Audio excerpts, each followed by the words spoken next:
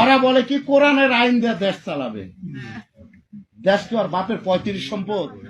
মূলত আইন বিধান জারি করার অধিকার একমাত্র আল্লাহ তাআলারই, আর এই বিধানের বলেই তিনি আদেশ দিচ্ছেন তোমরা আল্লাহ তাআলা ছাড়া অন্য কারো গোলামি করবে না, কারণ এটাই হচ্ছে সঠিক জীবন বিধান।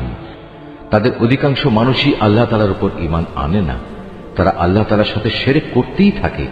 তবে তারা কি এ বিষয়ে নির্ভর হয়ে গেছে যে হঠাৎ করে একদিন তাদের উপর আল্লাহ তাআলার সর্বগ্রাসী আযাবের শাস্তি কিংবা আকস্মিক কিয়ামত আপতিত হবে? অথচ তারা তা জানতেও পারবে না। হে নবী, এদের তুমি বলে দাও, এ হচ্ছে আমার পথ, আমি মানুষদের আল্লাহর দিকে আহ্বান করি।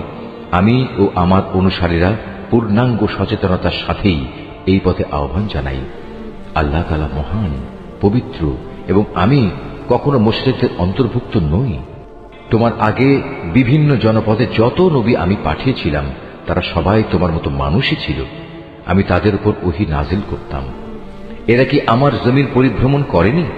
করলে অবশ্যই তারা দেখতে পেত এদের পূর্বেকার লোকদের কি ভয়াবহ পরিণাম হয়েছিল। সত্য কথা হচ্ছে, আখিরাতের ঠিকানা তাদের জন্যই কল্যাণময়, যারা নবীদের পথে চলে তাকওয়া অবলম্বন করেছে। পূর্ববর্তী মানুষদের পরিণাম দেখেও কি তোমরা কিছু অনুধাবন করবে না? আগেও মানুষ নবীদের মিথ্যা সাব্যস্ত করত, এমনকি নবীরা কখনো কখনো নিরাশ হয়ে যেত।